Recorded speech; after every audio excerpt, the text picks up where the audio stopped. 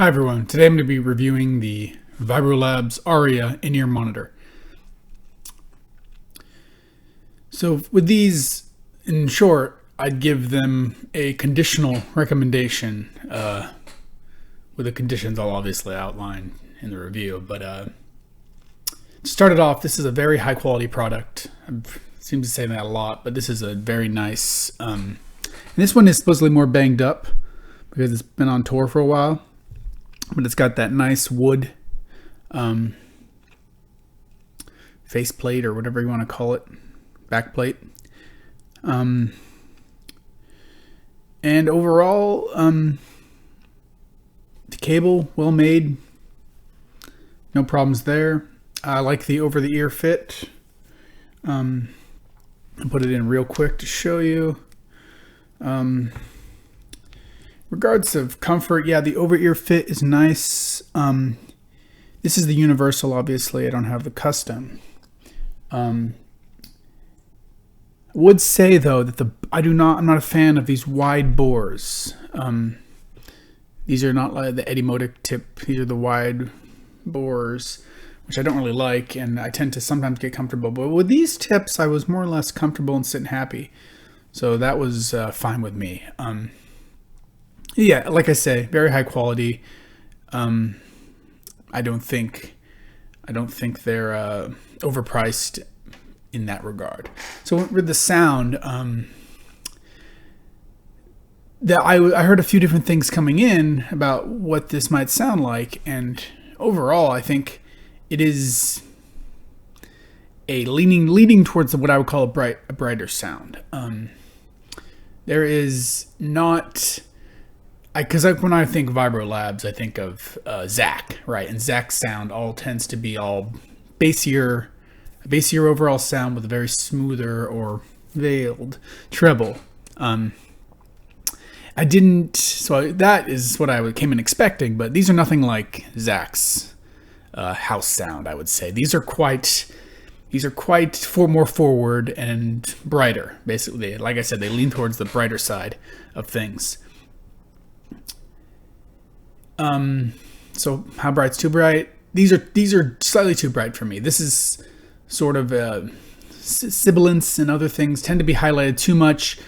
They are above what I would consider a neutral reference. I should also mention that other IEMs I had on hand was the New Force HEM8, Rocket R50s, and then my trusty LFF Paradox, obviously as a judge, and of course my speakers, which are the ultimate judge of neutrality.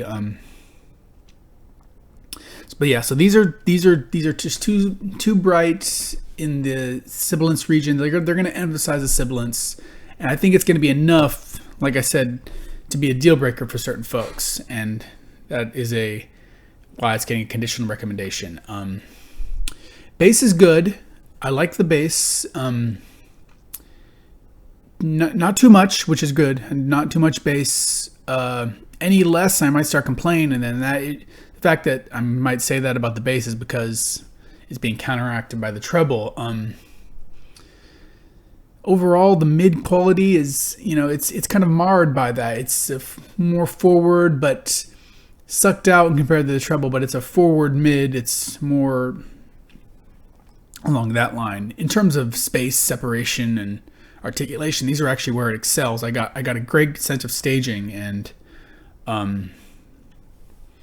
imaging, like on the side of your head, which is good. I didn't really get a good forward depth image. I usually don't with IEMs, but that's worth saying. So I actually think these are actually fairly good in terms of technicalities, more or less. But they're not as just jaw-droppingly transparent as you would expect. Again, I don't think because it's bright it is transparent. Some people fall into that trap. These are not utmost transparent and just open, and you are their sensation. You get a bit of that sensation, and it's a very engaging listen. That's something that I sat down. I'm someone who listens on the louder side of things, but if you listen on the quieter side of things, I think these are going to be more enjoyable. I wouldn't recommend these for people who listen on the louder side of things because you can't really turn them up too much. But if you listen at medium to low levels, I think you can really enjoy these, and you kind of just fall back into the music, and its technical abilities start to shine through more than its tonal faults. So yeah, that's the advantage I see in these. That and their sound will play to that strength. The strength being listening at lower levels. Other than that, great. This is a very nice IEM, and I'm glad I got a chance to hear it. For $600, I don't know. I'm not sure if that's a great value proposition, but I think for people who want this sound, it's hard to beat for what it is. And from what I understand, the custom isn't too much more, and I've heard people say the custom is actually less bright and smoother. So that'd be an excellent choice in that case, because if you could cure a bit of that brightness, this could be and presumably an endgame IEM that really does compete with the best. But yeah, that's all I have for today. So thanks for watching, and see you next time.